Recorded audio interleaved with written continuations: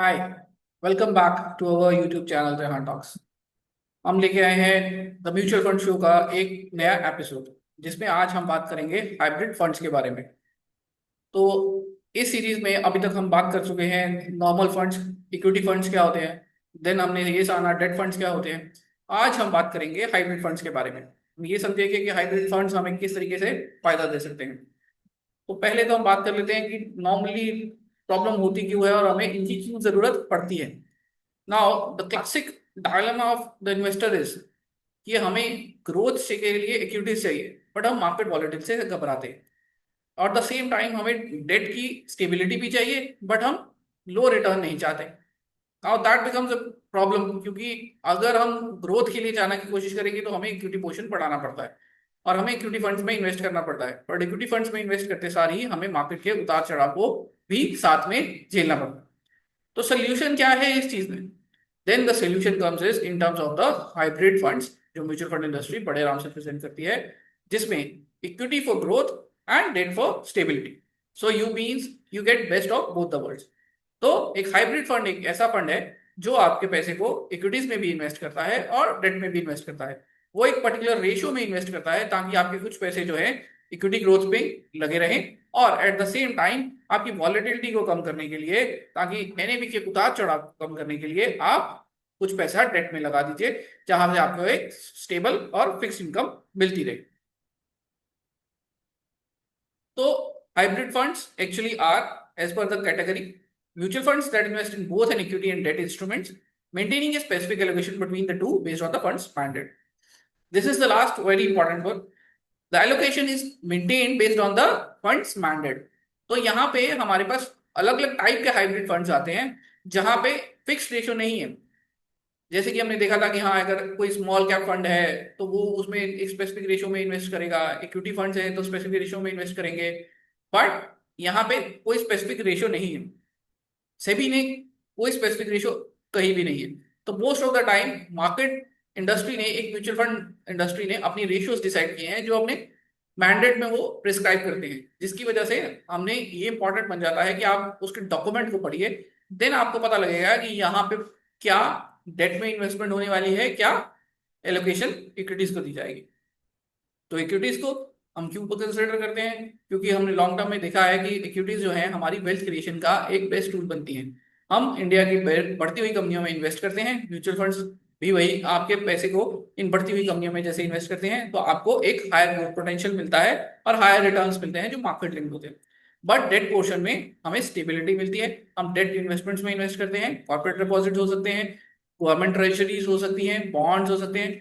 तो इससे हमें कुशन मिलता है। अगर गिरती हुई मार्केट में आपका इक्विटी पोर्शन गिर रहा है तो डेट जो है आपको कुशन अप करेगा, क्योंकि वहां पे एक स्टेबल इनकम और ग्रोथ आती रहेगी साथ साथ। तो अगर हम ब्रॉडली समझने की कोशिश करें कि कौन से टाइप के हाइब्रिड फंड्स होते हैं, तो हम ये जानेंगे। हमारे पास सबसे पहली कैटेगरी आती है कंजर्वेटिव फंड्स। कंजर्वेटिव फंड्स में हम बात करें तो हमारी नाम ही सजेस्ट करता है कि हम ज्यादा से ज्यादा रिस्क नहीं लेना चाहते। अगर हम रिस्क नहीं लेना चाहते तो आप देखेंगे कि 80% ऑफ द होल्डिंग्स होगी डेट में होगी, और इक्विटी की होल्डिंग जो है वो इसी प्रकार लोअर रेट पे होगी जो 20% है। देन उसके ऊपर एग्रेसिव, सॉरी, इसके ऊपर आता है बैलेंस फंड, जहां पे एक इन्वेस्टर एक मिक्स्ड अप्रोच लेके चल सकता है। तो 50% वो इक्विटी में डाल सकते हैं और 50% एक्सपोजर जो है वो डेट का ले सकते हैं। अग्रेसिव इन्वेस्टर, अगर कोई ऐसा इन्वेस्टर है जो इक्विटी में ज्यादा प्रेफरेंस करना चाहता है but at the same time small portion debt में उसको चलेगा ताकि लिटिल बिट पोर्शन मिल सके, तो वो लोग एग्रेसिव हाइब्रिड फंड्स में प्रेफरेंस करते हैं जहां पे 75% इक्विटी से लिया। And then on the top of the equity saving segment. Equity saving segments में हमारे पास 35% equal division into equity and debt, and rest 30% जो है म्यूचुअल फंड्स को कवर्ड कॉल्स और आर्बिट्रेज स्ट्रेटजीज के लिए अलाउ कर दिया गया है। Now why this is a beneficial product? क्यों? क्योंकि डेट फंड्स में पहले एक हमें गेन फैसिलिटी मिलती थी। आपका जो डेट फंड का जो गेन आता था वो लॉन्ग टर्म कैपिटल गेन्स में आता था। पर 2023 में फाइनेंस मिनिस्टर ने इस रूल को चेंज कर दिया। तो डेट फंड्स का जो रिटर्न आ रहा है वो आज की डेट में आपकी सैलरी की स्लैब में ही क्लब होता है। और अगर आप 20% स्लैब में है तो 20% टैक्सेशन में जाता है, 30% में है तो 30% स्लैब में जाता है। तो जिसकी वजह से आप देखेंगे मार्केट में बहुत सारी उथल पुथल चल रही है और डेट फंड्स के जो ओनर हैं वो अब एक ऑल्टरनेटिव ढूंढने की कोशिश कर रहे हैं जहां पे उनको वापस लॉन्ग टर्म सेविंग्स का फायदा मिल सके और टैक्सेशन बेनिफिट भी मिल सके। ऐसे लोगों के लिए हमारे पास जो फंड्स आते हैं वो सजेशन में आते हैं कि एग्रेसिव हाइब्रिड फंड्स में जा सकते हैं, आप इक्विटी सेविंग्स फंड्स में जा सकते हैं। इक्विटी सेविंग फंड्स में जाने का सबसे बड़ा फायदा ये होता है कि आपके पास 65% से ज्यादा जो है इन्वेस्टमेंट जो है इक्विटीज कैटेगरी में चली जाती है। क्यों? क्योंकि 35% इक्विटीज में है और रेस्ट डेरिवेटिव्स में है, तो derivatives become a part of the equities only. Eight the same time those funds also giving you a fixed income and low risk because arbitrage strategies में zero risk होता है। Covered calls little bit higher generate कर सकती हैं 6 to 7% के ऊपर जाके और लिटिल थोड़ा सा रिस्क लेके। तो that's why they are still called the hybrid funds because यहाँ पे एलोकेशन इक्विटीज और डेट में बराबर बटी हुई है, but it's still giving you a 12.5% long term capital gains का बेनिफिट। नाउ कंजर्वेटिव फंड्स के फीचर्स देखिए और किसके लिए सूटेबल है। इक्विटी एलोकेशन सबसे कम है, डेट एलोकेशन ज्यादा से ज्यादा रखी जाती है। अगेन आप देख सकते हैं कि यहाँ पे रेंज है 75 to 90%, 10 to 25%। यहाँ पे कोई भी फिक्स रेंज नहीं है, डेट मैनेजर्स के अकॉर्डिंगली वो इसको शिफ्ट करते हैं ताकि मार्केट के डायनामिक्स में हम फायदा उठा सके। ये बेसिकली उन लोगों के लिए है जहां पे एक थोड़ा सा किकर चाहिए। मान लीजिए रिटायर्ड एम्प्लॉय है, आपको फिक्स इनकम रिक्वायरमेंट, आप एसडब्ल्यू भी जाना चाहते हैं, तो आपके पास ऐसा फंड होना चाहिए जो आपके लिए एक स्टेबल इनकम जनरेट करता रहे, तभी तो जो एसडब्ल्यू भी डाल सकेंगे। तो इस चीज के लिए आपको कंजर्वेटिव हाइब्रिड फंड्स जो है लोग प्रेफर करते हैं। But at the same time हम छोटा सा एक्सपोजर ले लेते हैं 10 to 25% का, कि अगर इक्विटी में जाए तो हमारा जो रेट ऑफ रिटर्न है वो नॉर्मल एफडी के रिटर्न से ऊपर जा सकता है। तो हमारे पास ये conservative hybrid funds little bit investment करके उसका फायदा उठाते हैं। देन अगर कोई ऐसे लोग हैं जो रिस्क नहीं लेना चाहते, उनके पास एक कॉर्पस ऑलरेडी है, so they are close to retirement, so those investors can also look for these conservative hybrid funds जहां पे इक्विटीज थोड़ा सा एक्स्ट्रा एडिशन डालेगा ग्रोथ के लिए, but at the same time more or the less there funds is actually in a debt funds जहां पे एक स्टेबल इनकम और लो वॉलेटिलिटी प्रोडक्ट बनता है। प्योर एफडी के कंपैरिजन में ये फंड जो है एक बेटर रिटर्न जनरेट कर पाते हैं। Now at the other and दूसरी साइड पे है हमारे पास एग्रेसिव फंड्स। एग्रेसिव फंड्स जहां पे इक्विटी एलोकेशन 65 to 80% चला जाता है और डेट एलोकेशन जो है कम होकर 20 to 35% रह जाता है। दीज आर द प्रोडक्ट्स जहां पे वेल्थ क्रिएशन का बेनिफिट तो है, but at the same time हम डाउनवर्ड बफर भी लेके चलते हैं। मान लीजिए आपके पास एक प्योर इक्विटी फंड है, तो अगर स्मॉल कैप इंडेक्स जो है 25% तक गिर रहा है तो आपके एनएवीज भी सिमिलर चीज को रिफ्लेक्ट करेंगे। But in the case of hybrid funds ये सिमिलर नहीं होता, क्योंकि हाइब्रिड फंड में डेट कंपोनेंट भी होता है।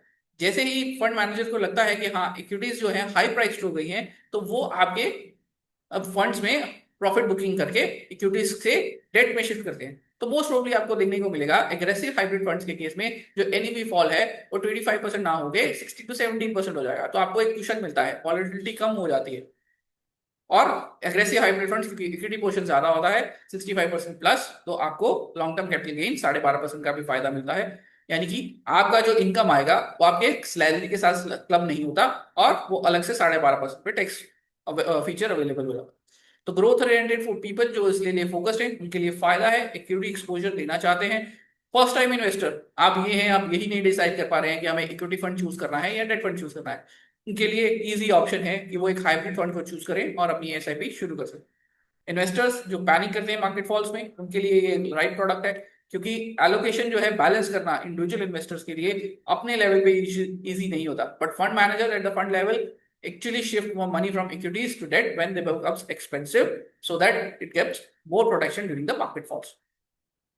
And the absolute balanced category and it is said as balanced advantage fund जो बिल्कुल बीच में रहता है 50% इक्विटी 50% डेट के हिसाब से। इनको डायनेमिक एसेट एलोकेशन फंड्स भी कहा जाता है। डायनेमिक इसीलिए क्योंकि यहाँ पे फिक्स रेशियो नहीं है, एक कंपैरिजन दिया गया है। फंड मैनेजर ये डिसाइड करेगा कि उसको इक्विटीज में रखना है पैसा या उसको डेट में रखना है, और मार्केट वैल्यूएशंस ये डिसाइड करेंगी कि हमें किस समय पर शिफ्ट करना है।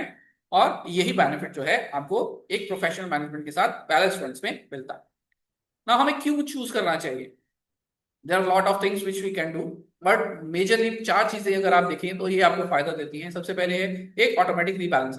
जब हमने कहा कि हमने पैसा इन्वेस्ट किया है, इक्विटी में किया है, डेट में किया है, बट हम ये नहीं डिसाइड कर पा रहे हैं कि हमें प्रॉफिट बुकिंग कब करनी है और हमें डेट कंपोनेंट कब बढ़ाना है, और हमें अगर मार्केट में अपॉर्चुनिटीज मिल रही है तो इक्विटी कंपोनेंट कब बढ़ाना है। तो ऑटोमेटिक रीबैलेंसिंग जो है हाइब्रिड फंड्स में हो जाती है, क्योंकि फंड मैनेजर्स इस टीम जो है इन डिसीजंस को इजीली ले पाती है, उनके पास ज्यादा डेटा रिसोर्सेस होते हैं। वॉलेटिलिटी कम हो जाती है डेट फंड्स में, हाइब्रिड फंड्स में, क्योंकि हाइब्रिड फंड्स में as I said as the money moves into the debt funds, तो डेट इंस्ट्रूमेंट्स में जैसे ही पैसा जाता है आपके पास एक स्टेबल इनकम के रूप में आ जाता है और इक्विटी का एक्सपोजर कम हो जाता है, तो आपका वॉलेटिलिटी जो है कम होना शुरू हो जाता है। सिंगल फंड सोल्यूशन, आप ये नहीं डिसाइड कर पा रहे हैं कि कौन सा इक्विटी का कौन सा डेट फंड चूज करें, देन आपके पास एक सिंगल इन्वेस्टमेंट फंड है जिसमें आपको दोनों के बेनिफिट्स मिलते हैं। और टैक्स एफिशिएंसी, अगर आप इक्विटी प्रेफरेंस वाले फंड्स में जाने की कोशिश करेंगे तो बहुत सारे हाइब्रिड फंड्स में आपको 12.5% का लॉन्ग टर्म कैपिटल गेन का बेनिफिट भी मिलता है जो डेट फंड्स में चला गया। सो क्विक रिकैप कर लें कि अब आज हमने डेट फंड्स के बारे में सीखा और उसमें एक कैटेगरी सीखी हाइब्रिड फंड्स। हाइब्रिड फंड्स वो फंड होते हैं जहां आपको both best of the both worlds मिलता है, इक्विटी फंड्स का exposure for the growth and date funds for the stability. यहाँ पे फंड्स कंजर्वेटिव है तो कंजर्वेटिव है तो कम इक्विटी एक्सपोजर होगा, स्टेबिलिटी मिलेगी, और हॉरिजन पीरियड आप इन्वेस्टमेंट का हमेशा 3 to 5 years रखेंगे, वही आपके लिए बेनिफिशियल होगा। एग्रेसिव फंड्स में हम देखेंगे अगर आपको equity oriented growth oriented product चाहिए जो आपको टैक्स सेविंग भी दे तो आप एग्रेसिव फंड्स में जाएंगे। Balance funds are absolute middle ground, जहां पे आप फंड मैनेजर को अलाउ कर रहे हैं कि वो कौन सी कैटेगरी में इन्वेस्ट करे and let him take a decision best for the dynamic allocation on the key balances. और हमें पढ़ा फायदा क्या है, ऑटो रीबैलेंसिंग, लोअर वॉलेटिलिटी और simplicity which is part of this hybrid funds.